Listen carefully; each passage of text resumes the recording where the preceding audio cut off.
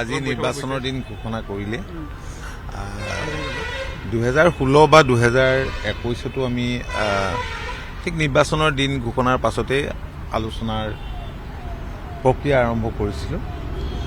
আজি মাননীয় গৃহমন্ত্ৰী অমিত শ্বাহ ডাঙৰীয়াৰ লগত কিছু কথা বতৰা হ'ল মাননীয় মুখ্যমন্ত্ৰীৰ উপস্থিতিত, আৰু আলোচনাত বৈজয়ন্ত পাণ্ড্যাজি আৰু হৰীশ ত্ৰিবেদীজি উপস্থিত আছিলে। তো আমাৰ কিছু কথা হ'ল, কাৰণ মাননীয় মুখ্যমন্ত্ৰীয়ে ইতিমধ্যে বহুখিনি আলোচনা আগবঢ়াই থৈছে। তেখেতৰ লগত আমি ইতিমধ্যে বৈঠকত আমি বহিছোঁ, কেইবাটাদিন বৈঠক হৈছে, সুকীয়া মানে অনানুষ্ঠানিক তেনেধৰণৰ কথা বতৰা। কিন্তু এতিয়া তেখেতে কৈছে যে অহা 17 তাৰিখে সম্ভৱতঃ 17 বুলিয়ে কৈছে যে বিজেপিৰ সংসদীয় বৰ্ডৰ মিটিং আছে, তাৰপিছতে কথা বতৰাবিলাক আমাৰ ফাইনেল হ'ব। অতুল বৰা ডাঙৰীয়া হয়। চূড়ান্ত নহ'ল নেকি? মানে বতৰা নাই, আজি হোৱা আখৰ সন্দৰ্ভত একো নাই, কথা বতৰা হৈছে। মইতো কৈছোৱেই, যথেষ্টখিনি কথা বতৰা ইতিমধ্যেই বাঢ়িছে কিছু কিছু চিটৰ ক্ষেত্ৰত, আৰু বাকী কথাখিনি আমাৰ যিখিনি ক'বলগীয়া আমি আমাৰ কথাখিনি কৈছোঁ। ইতিবাচক সঁহাৰিটো কেনেকুৱা? ইতিবাচক সঁহাৰি পাইছোঁ। তেখেতে এলায়েন্সক সদায় ৰেচপেক্ট কৰে, আৰু তেখেতৰ উদ্যোগতেই 2016 বা 21ত মিত্ৰতা হৈছিল, আৰু আমাৰ বৰ্তমানৰ মাননীয় মুখ্যমন্ত্ৰী ডক্টৰ হিমন্ত বিশ্ব শৰ্মা ডাঙৰীয়াই তেতিয়াও 16 আৰু 21তো বিশেষভাৱে উদ্যোগ হৈছিল। কিমান আসন, তথাপি কিমান আসন থাকিব, কিবা সেনেকুৱা ধৰণৰ? চাওঁচোন কিমান আসন হয়। আসনৰ সংখ্যাটো আচলতে মূল কথা নহয়, আমি তেনেকেই ভাবোঁ। হৈ যাব। মইতো কৈছোৱেই যে আগত বহুত প্ৰত্যেকবাৰে নিৰ্বাচনৰ দিন ঘোষণাৰ পাছতে আমাৰ এলায়েন্স। গুৱাহাটীত আসন থাকিবনে? গুৱাহাটীত এজিপিত থাকিবনে?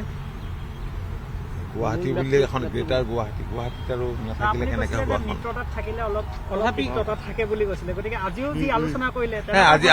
আজি খুব তেখেতৰ এনেই মইতো কৈছোঁৱেই, তেখেতে এলায়েন্সক সদায় ৰেচপেক্ট কৰে, আৰু আমিও কৰোঁ।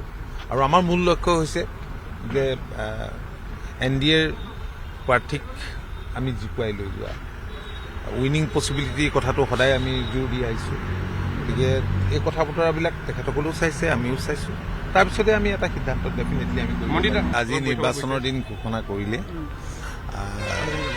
2016 বা 2021তো আমি ঠিক নিৰ্বাচনৰ দিন ঘোষণাৰ পাছতে আলোচনাৰ প্ৰক্ৰিয়া আৰম্ভ কৰিছিলোঁ।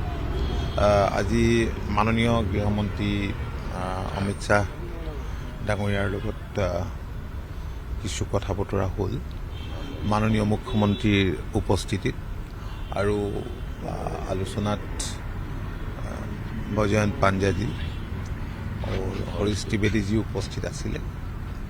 তো আমাৰ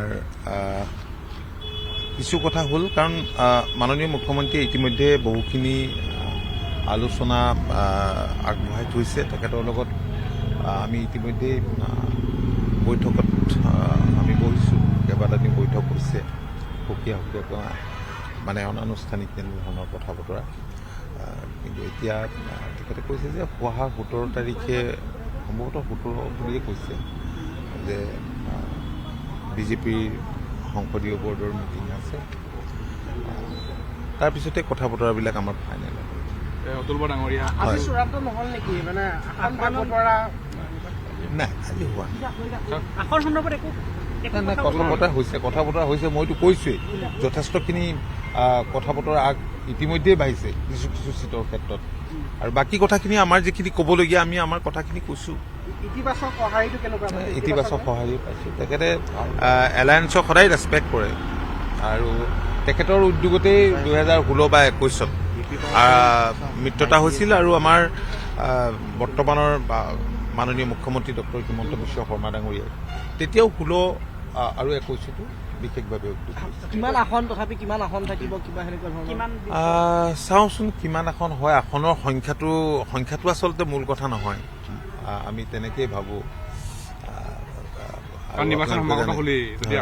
কেতিয়ালৈ হৈ যাব মইতো কৈছোৱেই যে আগত বহুত প্ৰত্যেকবাৰে নিৰ্বাচনৰ দিন ঘোষণাৰ পাছতে আমাৰ এলায়েন্স গুৱাহাটীত আসন থাকিবনে গুৱাহাটীত গুৱাহাটীত এজিপিত থাকিবনে গুৱাহাটী বুলিলে এখন গ্ৰেটাৰ গুৱাহাটীত আৰু নাথাকিলে কেনেকৈ হ'ব এখন মিত্ৰতাত থাকিলে অলপ মিত্ৰতাত থাকে বুলি কৈছিলে গতিকে আজিও যি আলোচনা কৰিলে আজি খুব তেখেতৰ এনেই মইতো কৈছোৱে তেখেতে এলায়েন্সক সদায় ৰেচপেক্ট কৰে আৰু আমিও কৰোঁ আৰু আমাৰ মূল লক্ষ্য হৈছে যে NDAৰ প্ৰাৰ্থীক আমি জিকুৱাই লৈ যোৱা উইনিং পচিবিলিটিৰ কথাটো সদায় আমি জোৰ দি আহিছোঁ গতিকে এই কথা বতৰাবিলাক তেখেতসকলেও চাইছে আমিও চাইছোঁ তাৰপিছতে আমি এটা সিদ্ধান্ত ডেফিনেটলি আমি কৰিম